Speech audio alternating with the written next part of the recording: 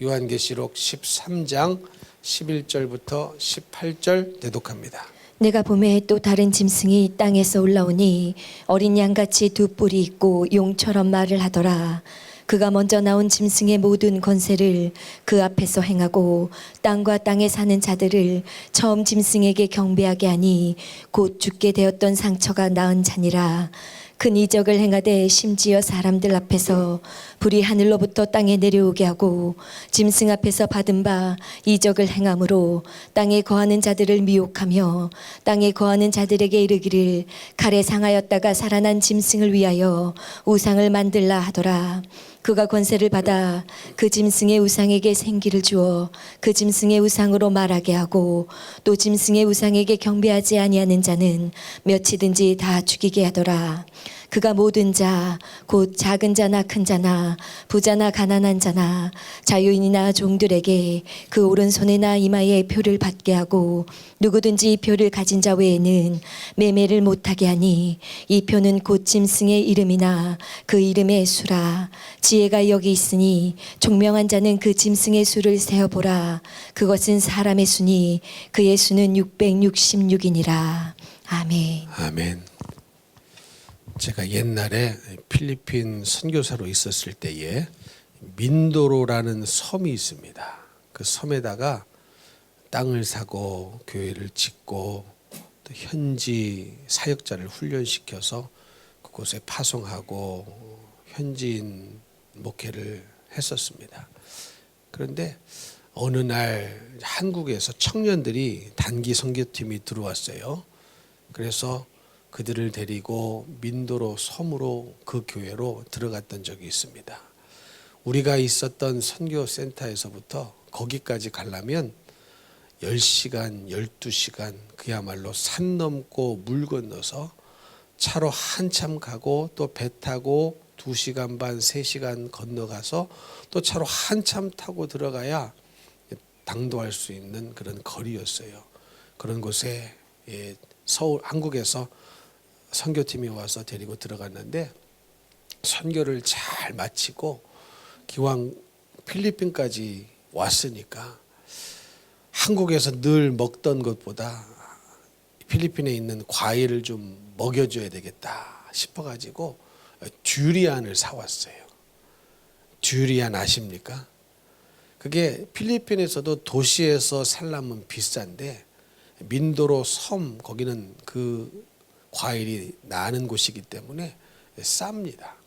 그래가지고 사서 그 청년들에게 잘라서 줘서 먹였습니다.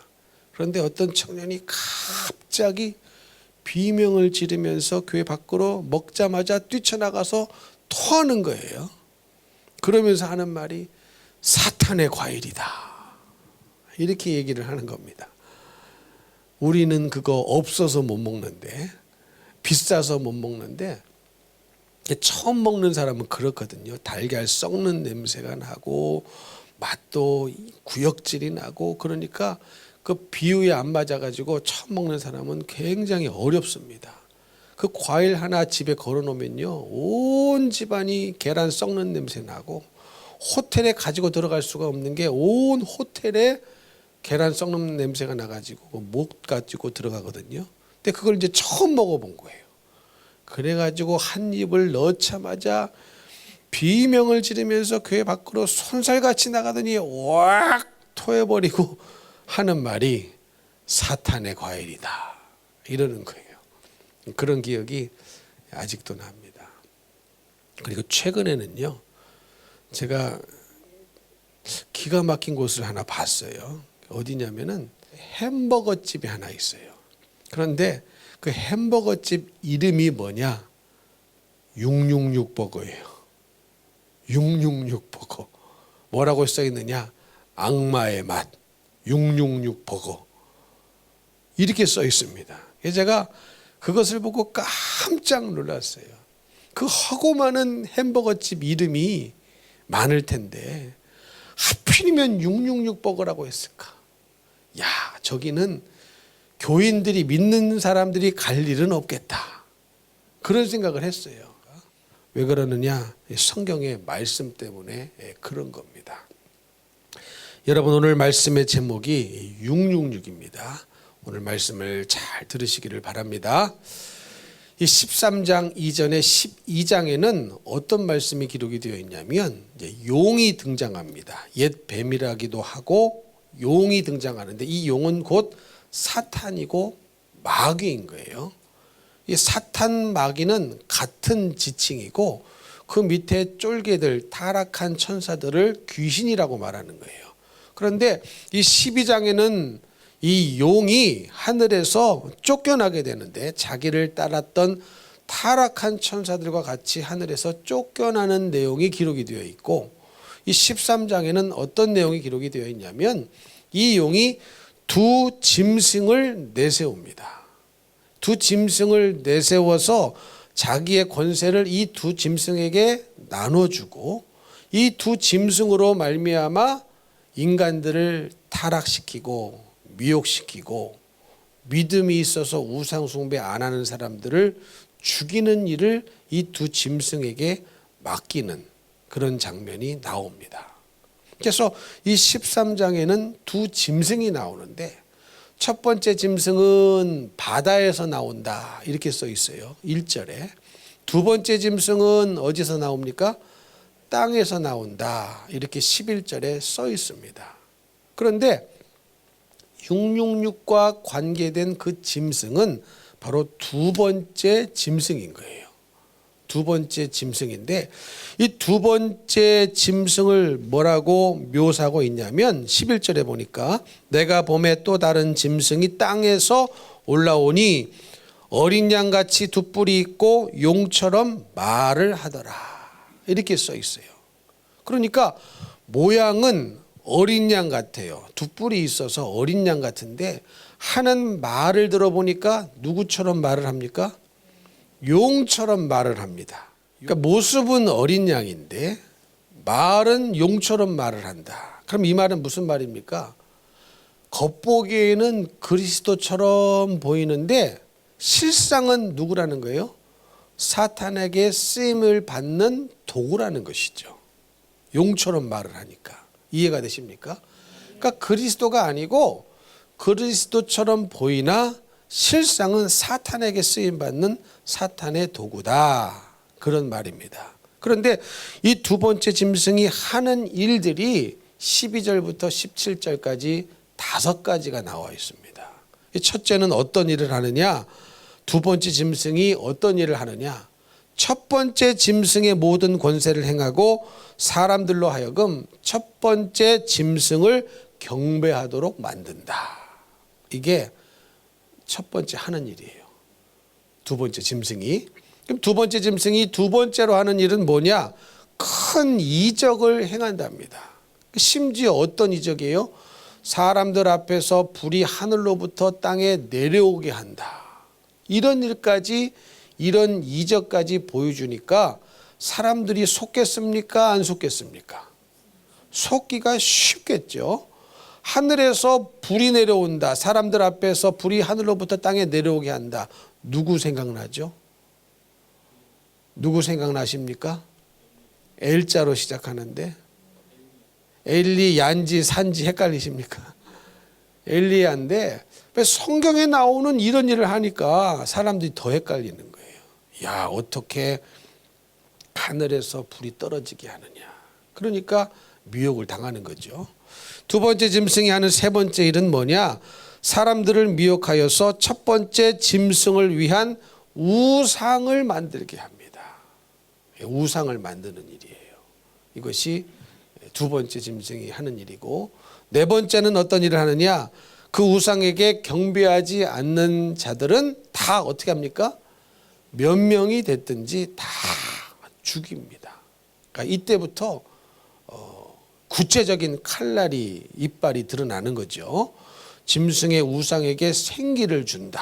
그 짐승의 우상으로 말하게 하고 또 짐승의 우상에게 경배하지 않는 자는 몇 명이 됐든지 다 죽인다. 이게 네 번째 하는 일이에요. 그리고 다섯 번째 마지막으로 하는 일이 뭡니까?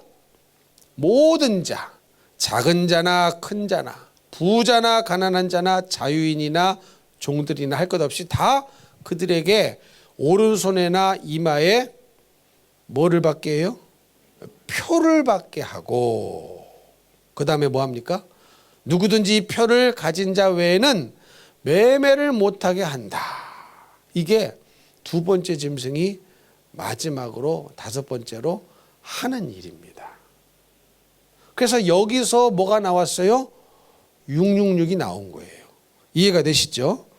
자, 그렇다면 오늘 성경에 보니까 17절, 18절 보면은 이 666이 무엇인가를 알 수 있는 힌트를 적어 놓으셨는데, 666은 뭐라고 되어 있습니까? 이 표는 곧 짐승의 이름 또는 그 이름의 수다, 이렇게 써 있어요. 아직 이 표가 뭔지는 잘 모르죠. 근데 17절에 보니까 이 표가, 이 마크가 짐승의 이름 또는 그 이름의 수라는 거예요. 그리고 18절에 보니까 뭐라고 써 있습니까? 지혜가 여기 있으니 총명한 자는 그 짐승의 수를 세어보랍니다. 그것은 무슨 수다? 물건의 수다? 사람의 수니 그의 수는 666이다. 이렇게 써 있는 겁니다. 그러면 이 말씀을 종합해 보면은 이 표 마크는 곧 666이라는 것을 알았어요. 그리고 이 666은 뭡니까? 짐승의 이름 또는 그 이름의 수인데, 그 이름의 수는 곧 뭐예요? 사람의 수라는 거죠. 사람의 수. 그러면 이 말은 또 무슨 말이냐? 여러분, 우리나라 한국말은요, 가나다라 마바사 기역 니은 디귿 니을 아야 어여 오요 우, 이게 다 알파벳이죠. 하나의 알파벳인데, 한국 이 알파벳에는 숫자가 없어요. 숫자로 환치한 그런 구조가 아닙니다. 그런데 히브리어나 헬라어나 뭐 라틴어나 이런 외국어에게는 그 알파벳마다 숫자를 부여해 놨습니다. 숫자를 부여해 놔서 이름을 이렇게 쫙 쓰지 않습니까? 그러면 그 알파벳마다 그 고유의 숫자가 다 해당하는 숫자가 다 있어요. 그래가지고 이 숫자를 다 더해보면은 또 하나의 뭐가 나와요? 숫자가 나오게 되어 있습니다.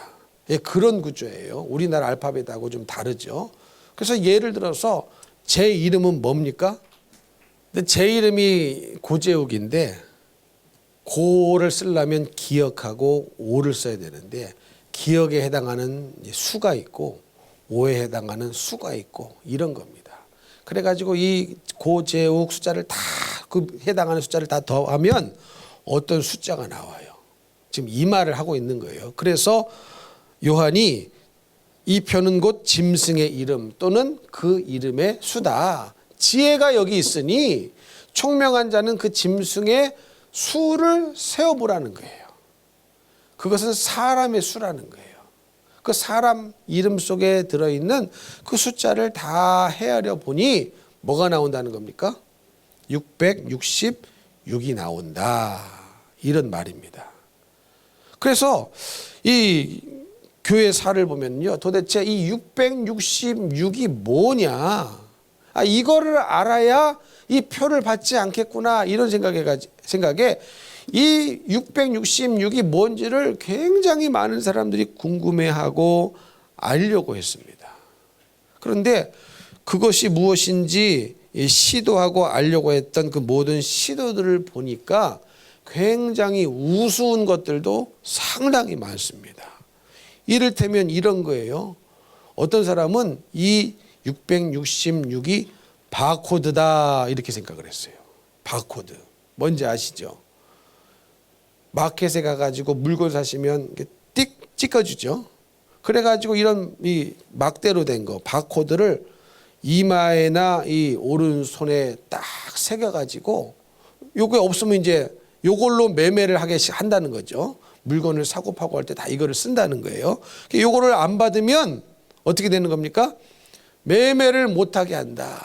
그러니 바코드가 처음 나올 때 바코드야말로 666이다. 컴퓨터야말로 666이다. 뭐 이런 사람들이 있었습니다. 또 어떤 사람들은 신용카드가 666이다. 신용카드 처음 나왔을 때 그랬어요. 여러분 만약에 신용카드가 666이면 각 집마다 666이 수두룩한 거예요. 하나도 아니고 신용카드 하나만 갖고 계시지 않으시죠? 멍카드 666이 집안에 드글드글한 거예요. 요걸로 이제 계산을 하니까 매매를 다 하니까 요즘은 현금 안 갖고 다니니까 야 이거야말로 666이다 이렇게 생각을 한 것이었습니다. 그런데 최근도 아니지만 몇 년 전에 또 뭐가 666으로 급부상했냐면 베리칩입니다. 베리칩. 이것은 베리피케이션 칩의 약자인데 이 의학적 용도로 사람 이 몸속에 좁쌀만한 어떤 칩을 박아가지고 의학적인 정보를 수집하고 의학적인 용도로 사용하기 위하여 개발한 칩이에요. 그랬는데 이 칩이 나왔을 때에 한국 사람 어떤 분이 어떤 책을 써가지고 이것이야말로 666이다. 마지막 시대는 이렇고 저렇고 뭐 일루미나티가 어쩌고 그린먼자 정부가 어떻고 이것이야말로 666이다. 아주 센세이션을 일으키면서 그 책을 썼는데 기가 막힌 것은 그것을 많은 사람들이 믿었다는 거예요. 젊은이들도 굉장히 많이 믿었습니다. 아마 이 중에서도 혹해가지고 그 책 사신 분이 있을지 모르고 그거 그런가 싶어서 조사하고 보고 다녔던 분이 있을지도 모르겠습니다. 근데 그게 생각보다 상당히 많은 사람들에게 영향을 미쳤습니다. 근데 여러분 그거 666 아닙니다. 666 아니에요. 왜 아니냐? 성경 말씀에 보니까 누구에게 다 한답니까? 모든 자, 작은 자, 큰 자, 부자, 가난한 자, 자유인, 종들. 가난한 사람 이거 하지도 못해요. 이거 살 수도 없어요. 근데 거기에 다 속아 넘어간 거예요. 근데 그분이 그 말을 지금 현재 철회를 했는지 안 했는지는 모르겠어요. 그러나 여전히 한국 교회 안에 많은 영향력을 끼치는 위치에 있다라는 것입니다. 그리고 또 어떤 것을 666으로 또 말을 했느냐? 창세기 10장에 보면은 니므롯이라는 사람이 나와요. 니므롯이라는 사람이 666이다. 이렇게 주장하는 사람도 있었고 또 누가 있느냐? 바벨론 왕이었던 느부갓네살이 666이다. 또 누구를 666이라고 생각한 사람이 있느냐? 솔로몬. 왜 그랬을까 생각해 봤어요. 근데 솔로몬이 사실은 이스라엘 왕 중에 공식적으로 우상 숭배를 시작한 사람입니다. 우리는 솔로몬 하면 지혜만 생각하죠. 그런데 이 솔로몬이요 첫 와이프가 누구였어요? 바로의 딸이었습니다. 그리고 하나님이 이스라엘 백성들에게 왕을 주시기 전에 왕이 앞으로 있으면 왕에게 금하신 것이 세 가지가 있는데 이 금하신 것 세 가지를 몽땅 한 왕이 이 솔로몬입니다. 사실은 와이프를 얼마나 많이 뒀습니까? 그러면 그 와이프들이 그냥 옵니까? 자기들이 섬기는 우상단지를 다 가지고 들어왔거든요. 이 우상단지가 없어지지 아니하고 누구까지 갔어요? 얼마 전에 들으셨죠? 어느 왕까지 갔어요? 네, 그 왕까지 갔어요. 그래서 그 왕이 그 솔로몬이 만들었던 우상 산당을 없었지 않습니까? 이미 그때는 이스라엘도 망한 후였어요. 북쪽 이스라엘. 남쪽 유다의 왕이었어요. 그러니까 얼마나 이 솔로몬이 아마도 그래서 솔로몬이 666이라고 생각하는가 보다. 네, 그런 생각을 했어요. 또 누구를 666이라고 생각하느냐? 교황이라고 생각하는 사람이 있습니다. 또 누구라고 생각하느냐? 미국의 전 국무장관이었던 헨리 키신저 장관을 666이라고 생각하는 사람도 있었습니다. 그리고 교회 안에서 지금 사도 요한이 이 책을 썼던 그 시대 상황과 그 모든 역사적 배경을 고려했을 때에 가장 교회에서 그래도 그나마 인정받으면서 그 시대에 요한이 생각했던 그 666이 누구였느냐라고 했을 때에 네로 황제를 말합니다. 왜냐하면 네로라는 이름을 히브리어의 수로 바꾸면 딱 666이 나오고, 그 당시에는 뭐가 있었어요? 황제를 숭배하지 않으면 상업조합에 가입을 안 시켜줬습니다. 근데 반드시 경제활동을 하려면 상업조합에 가입을 해야만 할 수 있었던 시대가 그 로마 시대였어요. 그런데 황제 숭배를 안 해요. 황제 상에다가 절을 안 해요. 그러면 조합에 가입을 안 시켜줘요. 그러면 상업활동을 못해요. 매매활동을 못해요. 경제적으로 어렵습니다. 먹고 사는 일이 막혀버립니다. 자녀를 양육할 수가 없어요. 왜? 돈이 없으니까. 그래서 이 모든 상황을 고려하고 이 요한계시록의 말씀을 보니, 이마에 표를 받지 않으면, 오른손에 표를 받지 않으면 매매를 못하게 하는 그 시대 상황과 이게 딱 맞아떨어지는구나. 그래서 네로구나, 이렇게 생각을 하는 것입니다. 그런데 여러분, 이러든 저러든 이러든 중요한 것은 무엇이냐? 앞으로 또 등장하게 될 어떤 666 이것이 온다 할지라도 우리가 중요하게 여겨야 되는 것은 뭐냐? 이것 때문에 뭐를 못하게 돼요? 경제 활동을 못한다는 거예요. 매매를 못한다는 거예요. 그러면 여러분, 제가요 가만히 보면은 왜 신앙생활을 잘 못할까? 이거 가장 걸림돌이 물질의 문제더라고요. 인정이 되십니까? 돈 문제 때문이에요. 여러분, 요즘 차별금지법 이런 거 굉장히 우리 믿는 사람들이 막고 있지 않습니까? 근데 이미 미국이나 유럽이나 서양들은 이 법이 통과가 됐어요. 미국은 주별로 다루지만 통과가 됐어요. 어떤 때는 어떤 나라는 심지어 동성 결혼도 합법화가 됐습니다. 근데 이렇게 합법화가 된 나라에서 목사가 동성애는 죄입니다, 설교를 하면 어떻게 됩니까? 어떻게 됩니까? 법을 어기는 게 되는 거예요. 이해가 되시죠? 그러면 벌금형을 맞습니다. 그래가지고 실질적으로 그런 일이 일어나고 있거든요. 그러면 처음에는 목사가 이 의분이 있으니까, 말씀을 아니까 동성애는 죄입니다, 설교를 합니다. 그러면 이것이 이제 고발이 돼가지고 이제 벌금형을 맞겠죠. 처음에는 뭐 100만 원 벌금형이다 이렇게 들어와요. 그러면 목사가 한 번만 말하고 끝날 수 없잖아요. 벌금 내고 그래도 동성애는 죄입니다, 또 설교를 하다가 또 걸려요. 그러면 그때는 벌금이 어떻게 됩니까? 가중처벌이 되니까, 한 거 또한 이제 또 걸린 거니까 뭐 1,000만 원쯤 나온다 칩시다. 그러면 1,000만 원은 좀 내기가 쉬울까요, 어려울까요? 100만 원은 뭐 어떻게 해서 이렇게 냈어요. 근데 이게 1,000만 원으로 가중처벌이 돼서 올라간단 말이죠. 그러면 그때는 좀 내기가 어렵단 말이죠. 그래도 뭐 어쩌지 해가지고 양심 있으니까, 성도들을 깨워야 되니까 그래도 외칩니다. 안 됩니다. 또 걸려가지고 1,000만 원 냈어요. 그리고 또 외쳤더니 이제는 얼마가 돼요? 2,000만 원 이렇게 막 올라간단 말이죠. 여러분, 그러면 그 목사 계속 그거 외칠 수 있을까요? 어떻게 생각하십니까? 어떻게 생각하십니까? 지금 무슨 말씀을 드리려고 하냐면, 이토록 돈이 걸리면 어렵다는 얘기예요. 힘들다는 얘기예요. 그때는 뭐 어떻게 해요? 그래도 신앙 양심이 있고 예수를 믿는 사람은 그래도 외치고 돈 못 내니 감옥에 가야죠. 근데 그런 시대가 오는 거예요.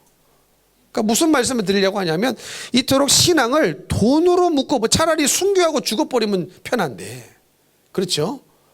감옥에 갇혀버리면 편한데 계속 돈으로, 물질의 문제로 도전해 오면은 이게 힘든 문제가 되는 거예요. 그래서 우리 예수님도 하나님과 물질을 겸하여 섬길 수가 있다 없다? 없다라고 말씀하시는 거고, 요한계시록에도 이 두 번째 짐승이 결국 마지막 하는 일이 뭐예요? 뭐예요? 이 표를 딱 찍어가지고 이거 안 받으면 물질의 영향이 생기게, 돈에 큰 문제가 생기게, 이렇게 만들어 놓는 겁니다. 그래서 여러분 항상 강조하는 게 뭡니까? 강조하는 것은 뭐냐? 진짜 이 마지막 시대에 최고의 우리의 신앙을 가로막고 있는 도전이 무언가? 물질의 문제라는 겁니다. 만몬 신이라는 거예요. 이해가 되십니까? 그런데 여러분, 제가 오늘 중요하게 핵심으로 전하려는 말씀은 666이 뭔가가 아닙니다. 666이 뭔가가 무엇인 줄을 알려주려고 오늘 설교를 준비한 게 아니에요. 여러분, 666이 무엇인지 아는 것보다 더 중요한 것은 예수님을 믿는 믿음입니다. 그 말을 하려고 하는 거예요. 왜 그러느냐? 여러분 보세요. 일제강점기에, 우리나라 일제강점기 시대가 있었죠. 일본이 쳐들어와 가지고 우리나라를 식민지화 시켜서 우리나라를 지배했던 적이 있어요. 그런데 그때 일본 사람들이 목사님들과 성도들에게 뭐를 시켰냐면 신사참배를 하도록 시켰습니다.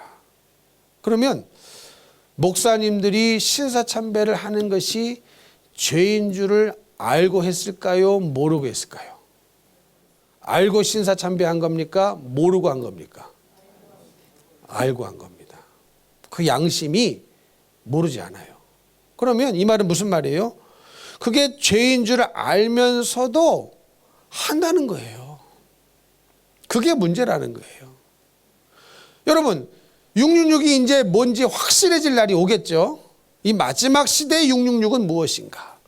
요한의 시대 때 666이 뭐였다면은 이 마지막 시대에 하나님께서 우리를 향하여 준비시키시는 그 666이 무엇인가? 여러분, 자연스럽게 알 날이 옵니다. 그거 알라고 뭐 책 찾아보고 유튜브 뒤지고 그런 거 안 하셔도 돼요. 그런 쓸데없는 일에 관심을 너무 가지시는 분들이 덜어 있더라고요. 그런 분 정말 있어요. 정말로 주님을 아는 데는 관심이 없어. 그런 데는 관심이 없고 엉뚱한 거, 뭐 666이 무엇이냐, 일루미나티가 무엇이냐, 그림자 정부가 무엇이냐, 뭐 알면 유익은 되겠죠. 그러나 여러분, 그것을 아는 것이 나를 천국에 보내주는 것은 아니라는 거예요. 666이 뭔지를 알 날이 오겠죠. 그러나 666이 뭔지를 안다고 이마나 오른손에 표를 안 받겠느냐? 그건 또 다른 문제라는 거예요. 무슨 말씀인지 이해가 되시죠? 666이 뭔지를 알면 뭐 하겠냐고요. 예수 믿는 믿음이 있어야 그걸 표를 안 받을 텐데, 이 신사참배가 죄인 줄 알면 뭐 하냐고요. 알아도 신사참배를 해버리잖아요. 죽을까 두려워서. 죽을까 두려워서. 죽으면 천국이지. 믿으십니까? 고문이 두렵고 죽음이 두려워서 신사참배가 죄라는 걸 알면 뭐 하겠냐는 거예요. 그것보다 더 중요한 게 뭐예요? 예수 믿는 믿음입니다. 예수 믿는 믿음이에요. 666이 뭔지를 알면 뭐 할 거냐고. 그래가지고 막 666이 베레칩이다라는 그분 앞에 많은 사람들이 모입니다. 그럼 내가 한번 생각해 봤어요. 그 666이 베레칩이라고 믿는 그 사람들 베레칩 안 받을까? 그거 안 받으면 매매를 못하게 한다고 했을 때에, 그날이 정말로 찾아왔을 때에 그 베리칩 안 받을까? 그 교인들? 나 그 생각 해봤어요. 여러분, 안 받을 것 같으십니까? 받는 사람 있을 거예요. 왜 그런 생각을 하느냐? 여러분, 우리 아직 666의 위험이 있는 것도 아닌데 이미 우리는요, 많은 부분이 물질 때문에 이미 무너졌어요. 666도 아닌데 물질 문제 때문에 신앙생활 못하고, 물질 문제 때문에 말씀을 타협하고 이미 우리는 그렇게 살아오지 않았습니까? 666이 안 왔어도 이미 우리는 타협하고 살고 있더라 라는 말씀입니다. 그런데 666이 오면 그걸 이길 힘이 있겠습니까? 이 표를 안 받으면 매매를 확실하게 못할 날이 온다라고 했을 때에 이미 우리는 666도 아닌데 경제 문제, 물질의 문제만 터지면 알아서 기고 있는데, 알아서 타협하고 있는데, 알아서 신앙을 버리고, 알아서 말씀을 버리고, 알아서 타협을 열심히 지금도 해나가고 있는데 666이 와가지고 이 표를 안 받으면 매매 활동을 못한다 라는 것이 정말로 우리 앞에 눈앞에 찾아왔을 때에, 이 날이 현실이 되는 날이 왔을 때에 이거 안 받을 사람이 있겠냐는 거예요. 여러분, 이해가 되십니까? 그러니 여러분, 우리가 지금 집중해서 해야 할 일은요, 666이 뭔가 궁금해 죽어, 그게 아닙니다.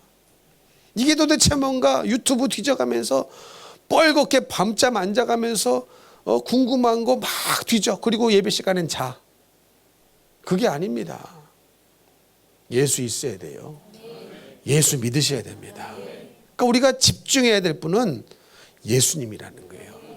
가짜가 아니라는 거예요. 믿으십니까? 우리는 가짜에 집중하지 말고 진짜에 집중하면 가짜는 쉽게 분별이 됩니다. 근데 왜 가짜인데 가짜가 분별이 안 되는 줄 아십니까? 거짓 교사의 말인데 왜 그 말이 믿어지는 줄 아십니까? 거짓 선지자의 말인데 그것이 거짓처럼 안 여겨지고 진실처럼 진리처럼 들리는 줄 아세요? 그래서 타협이 일어나는 거거든요. 왜 그런 줄 아세요?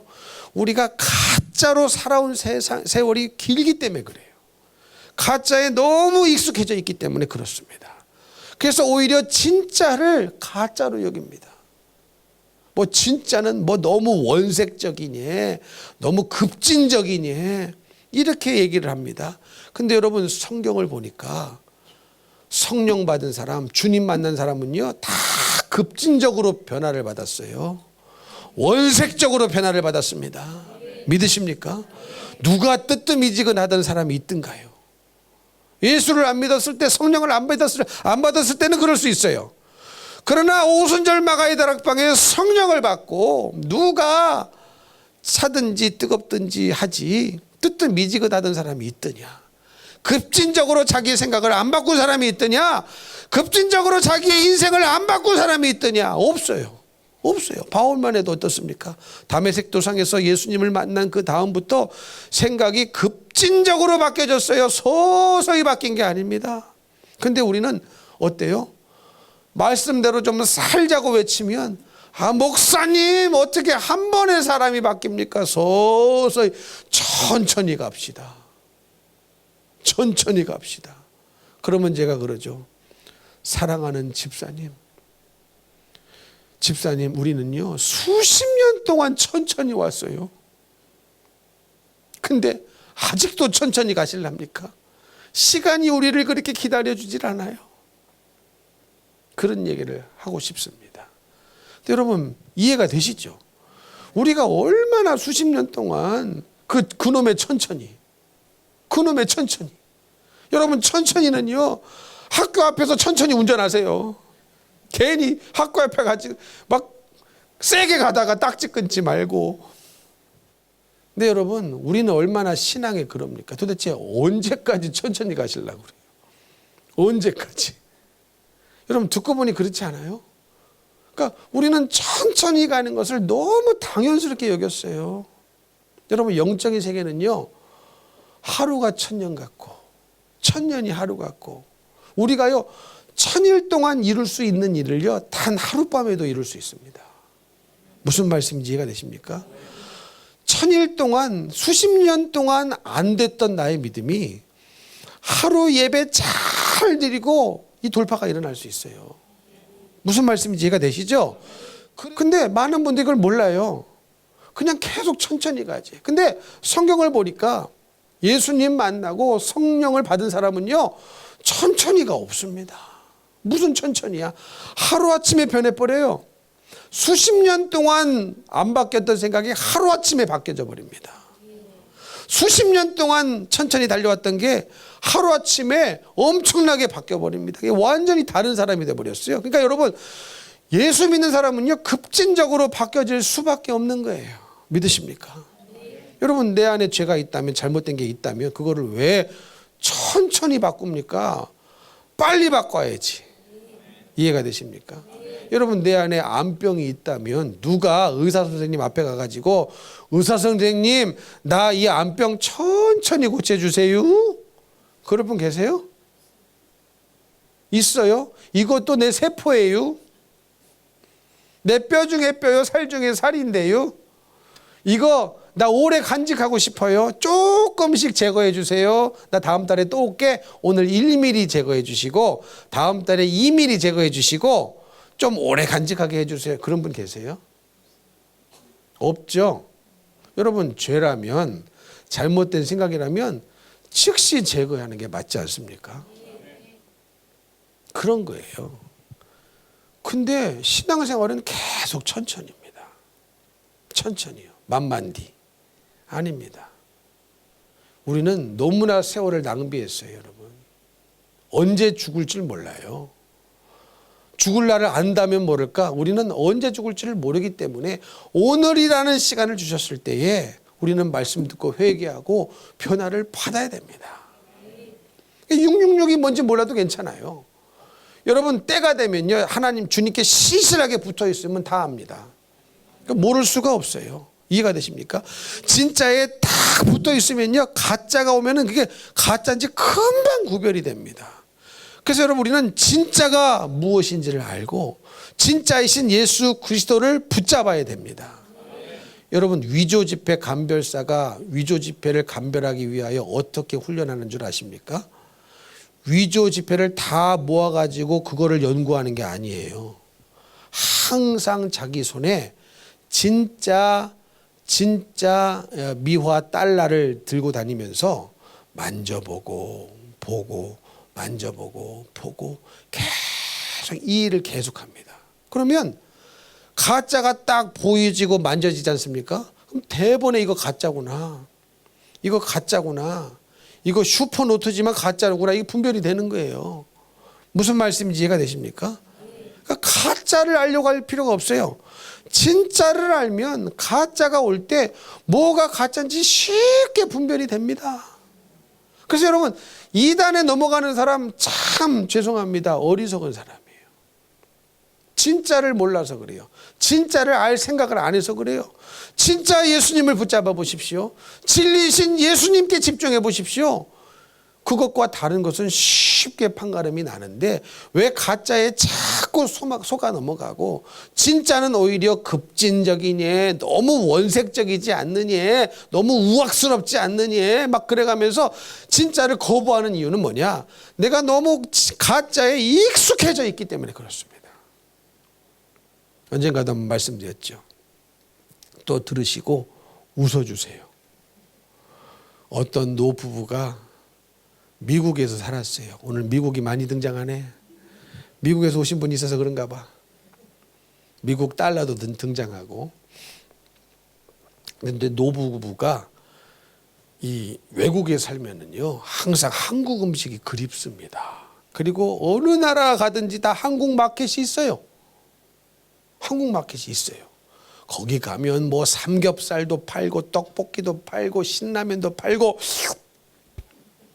그런데 이제 한국 음식이 그리워서 참기름을 좀 사다가 계란을 다 후라이 해가지고 기름을 착 넣어가지고 간장 탁 버무려가지고 맛있게 좀 이렇게 먹었으면 좋겠다.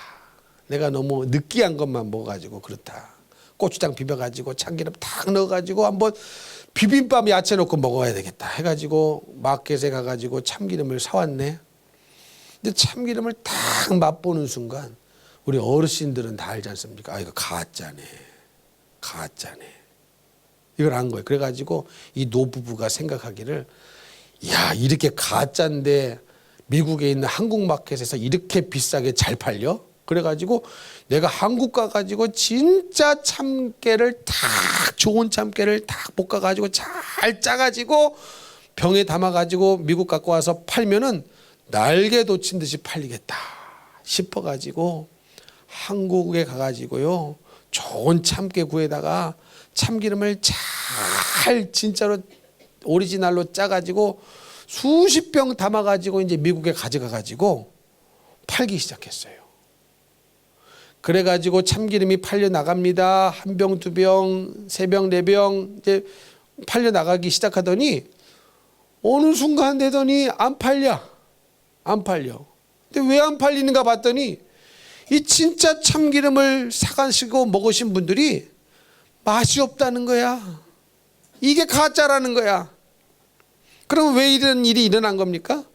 이분들은 그동안 수십 년 동안 가짜 참기름에 길들여져 있는 거예요.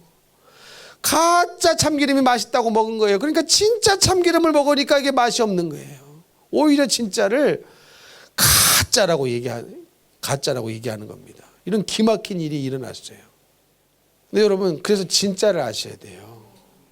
666 뭔지 알라고 싸돌아다닐 필요 없어요. 책을 읽을 필요도 없습니다. 유튜브 밤새 보다가 666 뭔지 보다가 눈 시뻘개져가지고 예배 시간엔 졸고 그럴 필요 있어요, 없어요? 없어요. 그거 외에도 기독교 안에 왜 궁금해 죽겠는 거 있죠, 왜? 그럴 시간 있으면 여러분 주님께 집중하셔야 됩니다. 이해가 되십니까? 666이 뭔지를 안다고 구원을 받는 게 아니에요. 예수를 믿어야 됩니다. 신사참배 죄라는 거 알면 뭐합니까? 알아도 할 수밖에 없는데. 그런데 666이 이제 밝히 세상에 드러나고 이거 받으면 표를 받아버리면 매매를 못하는 시대가 시간이 진짜로 왔을 때에 여러분 그 표를 경제적인 어려움을 감수하고서라도 내가 먹을 떼거리가 없는 것을 감수하고서라도 돈이 없어서 자녀를 가르칠 수가 없음을 알고서라도 이 표를 안 받을 사람이 도대체 몇 명이나 있겠느냐, 그 말을 하고 싶은 거예요, 여러분. 이해가 되십니까? 그러니 우리는요 오직 할 일은 예수 믿는 일밖에 없어요. 자나깨나 예수요. 오늘 죽어도 나는 천국 갈 수 있는 믿음을 예수로 말미암아 주실 텐데 이 예수에 집중해야 된다는 겁니다. 이해가 되십니까? 그리고 우리는 허탄한 일에 시간을 써서는 안 된다는 말이에요. 부자 청년도 보십시오. 예수님이요 구원을 어떻게 받는지 다 일러줬어요. 그렇죠? 이 부자 청년이 뭐 때문에 찾아왔다고요? 돈 어떻게 해야 더 많이 법니까? 이거 하려고 찾아온 게 아니라 어떻게 해야 영생을 얻습니까? 이거 궁금해서 찾아와서 예수님이 그 방법을 다 알려줬는데 알아도 어떻게 합니까? 근심하고 그냥 가버리지 않습니까? 그러니 중요한 것은 666이 뭔지를 아는 것이 중요한 것이 아니라 성경 몇 장 몇 절에 뭐가 있는지 아는 것이 중요한 것이 아니라 예수를 믿어야 된다는 거예요. 우리의 오직 초점은 주님께 맞추셔라, 이 말입니다. 여러분 주님이 어떻게 나를 사랑하셨는지 한번 곰곰이 성경을 통해서 묵상해 보십시오. 너무너무 기가 막힙니다. 너무너무 눈물이 납니다. 우리 예수님 십자가에 달려 죽으시면서 뭐라고 말씀하시고 죽으셨습니까? 아버지여, 아버지여, 어찌하여 나를 버리셨나이까? 이렇게 말씀하시고 죽으셨어요. 이 말은 뭡니까? 하나님 아버지가 예수님을 버렸다는 거예요. 외면하셨다는 거예요. 그러니까 여러분 하나님 아버지가 예수님 그 아들 예수 그리스도 아가페 사랑으로 사랑하셨던 그 아들을 외면한 분량이 우리를 사랑하신 분량이에요. 왜? 아들을 그 순간 외면하지 않고 아들이 죽어가는 모습이 너무나 가슴이 아파가지고. 근데 여러분 사실 하나님이 얼마나 마음이 아프셨겠습니까? 여러분 그 생각 해보셨어요? 인간인 나도요, 인간의 사랑으로 자식을 사랑하는 그 아비의 심정도 얼마나 자식을 사랑하고 애틋한데 하물며 신의 사랑, 아가페 사랑으로 그 아들을 사랑하시는 그 아버지의 심정은 아들이 죽어가는 것을 볼 때 얼마나 인간의 표현으로 상상할 수 없는 아픔이 있었겠습니까? 그럼에도 불구하고 이놈들, 이 버러지 같은 인간들 감히 거룩한 내 아들을 죽여? 그래가지고 당장 여봐라 번갯불을 막 비추고 그들을 다 죽게 만들고 그렇게 하신 것이 아니에요. 외면하셨습니다. 왜? 외면해야 우리를 살려주실 수 있는 거예요. 그래서 하나님 아버지가 아들의 죽음을 외면하신 그 분량이 우리를 사랑하신 분량인데, 여러분 태어나서 이런 사랑 누구에게 받아보셨습니까? 인간의 사랑은요 다 한계가 있어요. 영원한 사랑이 아닙니다. 주님의 사랑만 영원하고 주님의 사랑으로 사랑해야 영원한 사랑도 인간이 비로소 할 수가 있는 것입니다. 그 아가페 사랑으로 우리를 사랑하셨는데, 우리는 무엇이 힘들어서, 무엇이 어려워서 그 사랑을 외면한 채 물질 우상에 빠져서 믿음 없는 나를 가만히 놔두고 있느냐, 이런 말입니다. 여러분, 믿음 없는 나를 가만히 놔둬서는 안 됩니다. 가만히 놔둬서는 안 됩니다. 신앙생활이라는 것은요 원래 힘든 거예요. 가끔 보면 그런 분들 계셔요. 나 힘들어서 더 이상 못하겠습니다. 힘들어서 쉽게 하랍니다. 근데 여러분, 신앙생활이라는 것은 원래 어려운 거예요. 오늘만 해도 보십시오. 여러분, 예수 안 믿고 신앙생활 안 하면 지금 이 시간에 교회 안 나오셔도 돼요. 그러면 여러분 지금 이 시간에 뭐 하고 계셨을까요? 더러는 지금 아직도 주무시고 계셨을 거예요. 아직도. 어제까지 열심히 일하시고 피곤해가지고 아직도 주무시는 분이 계셨을 거예요. 또 더러는 이 좋은 시간, 날씨도 좋다, 산으로 가자, 바다로 가자, 바다로 가면 낚시를 하고 산으로 가면 산딸기 따먹고, 또 더러는 막 쇼핑센터, 영화관 가면서 릴렉스하게 문화생활 하시면서, 또 더러는 또 일하러 가시는 분들도 있겠죠. 예수 안 믿었다면 여러분 이 자리에 지금 오시지 않아도 됩니다. 왜 뭐하러 이렇게 힘든 게 온 거예요? 이렇게 오니까 쉬기를 합니까? 이 시간에 돈을 벌기를 합니까? 뭐 좋은 거 먹고 구경을 하기를 합니까? 여러분, 신앙생활은 그래서 어려운 거예요. 그런데 여러분, 중요한 게 뭔지 아십니까? 신앙생활이 내 인생에 죽을 때까지 어려워서는 안 됩니다. 그것은 안 믿는다는 증거거든요. 반드시 우리의 인생에 그렇게 어려웠던 신앙생활이, 그렇게 힘들었던 기도 생활이, 그렇게 어려웠던 충성하는 생활이 어느 순간 쉬워지는 때가 와야 됩니다. 근데 그 순간이 언제냐? 주님을 사랑하게 되는 그 순간인 거예요. 주님을 사랑하게 되면 이게 그렇게 어려운 게 쉬워져 버립니다. 여러분도 그러시죠?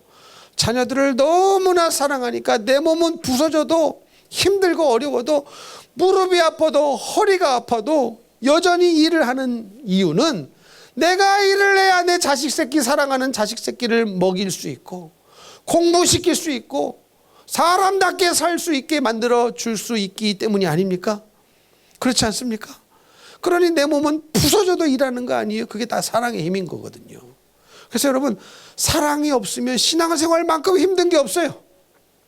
그러나 주님을 사랑해버리면 신앙생활만큼 기쁨과 감사가 넘치는 일이 없습니다. 그래서 사랑이 위대한 거예요. 그래서 주님은 사랑이고 하나님은 사랑입니다. 그래서 하나님은 그 어떤 계명보다도, 우리 예수님은 하나님을 누구보다도 사랑해라, 네 마음을 다해 성품을 다해 심지어 목숨보다도, 네 목숨보다도 더 하나님을 사랑해라. 왜? 그래야 신앙생활이 쉬워지는 거예요. 언제까지 어렵다 하고 사는 이유는 아직 내가 주님의 사랑을 못 만났고 내가 주님을 사랑하지 못한다는 증거입니다. 그러면요, 항상 가슴이 답답해요.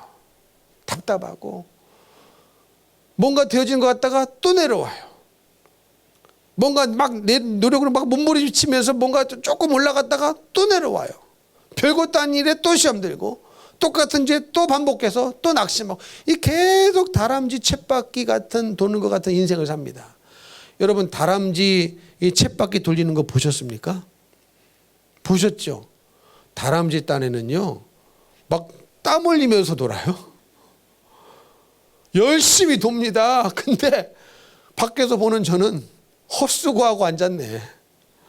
그 자리에요, 그 자리. 1m도 5cm도 못 갔어요. 계속 그 자리를 도는 겁니다. 근데 여러분 그게 우리의 모습 아닙니까? 그래서 여러분 영적인 돌파가 반드시 일어나야 됩니다. 반드시 돌파가 일어나야 돼요. 믿으십니까? 내 영혼을 살리는 길이고 남을 살리는 길 아닙니까? 내 영혼이 돌파가 돼야, 영적인 돌파가 돼야 나도 살고 내 가족도 살릴 텐데, 이렇게 중요한 일이 내일부터 있는 거예요. 여러분 작정하시고 기도하고 준비하셔서 사모하는 자에게 돌파가 일어나게 될 줄로 믿습니다. 그래서 반드시요 여러분, 지금 666이 안 와도요 이미 이 물질의 문제 때문에 스스로 다 넘어지고 타협하고 있는데, 666이 무슨 대수입니까? 이미 다 타협하고 넘어지고 있는데, 진짜 666이 왔을 때 안 넘어질 사람이 누가 있겠느냐. 그래서 여러분 우리는 오직 예수밖에 없어요. 허탄한 데 관심 쏟지 마시고 오직 예수님, 날 위해요 피 쏟고 물 쏟아 죽으신 예수님을 뜨겁게 사랑해야 됩니다. 여러분 저는요 제 피를 다 쏟아내도 내 안에 있는 조그만 죄 하나를 사할 수가 없어요. 내 피값 얼마 안 됩니다. 여러분 헌혈하는 데 가서 헌혈하시면 여러분 피값 얼마인 줄 아세요? 리터당 빵 하나, 리터당 우유 하나, 그거예요 그거. 근데 예수님의 피값은 얼마입니까? 온 우주 천하 만물의 돈을 다 갖다 줘도 주님 피 한 방울을 못 삽니다. 그런데 그런 피를 다 쏟으셨어요. 이 귀한 보배 피를요 한 방울도 남김없이 다 쏟으신 겁니다. 이 주님 만나면요 진짜 새로운 세상이 열려버려요. 새로운 세상이 열려버려가지고 아유 목사님이니까 그렇게 신앙생활 하는 거지요. 우리가 어떻게 그렇게 합니까? 아유 우리는 그렇게 안 해도 천국 가요. 이 소리가 안 나와요. 이해가 되십니까? 그래서 반드시 주님의 사랑을 체험하고 나도 주님을 사랑하게 될 때에 영적으로 새로운 세상이 열린다는 것을 믿으시고 오직 예수님께 집중하셔서 주님 만나고 구원받게 되시기를 예수님 이름으로 축복합니다. 축복합니다.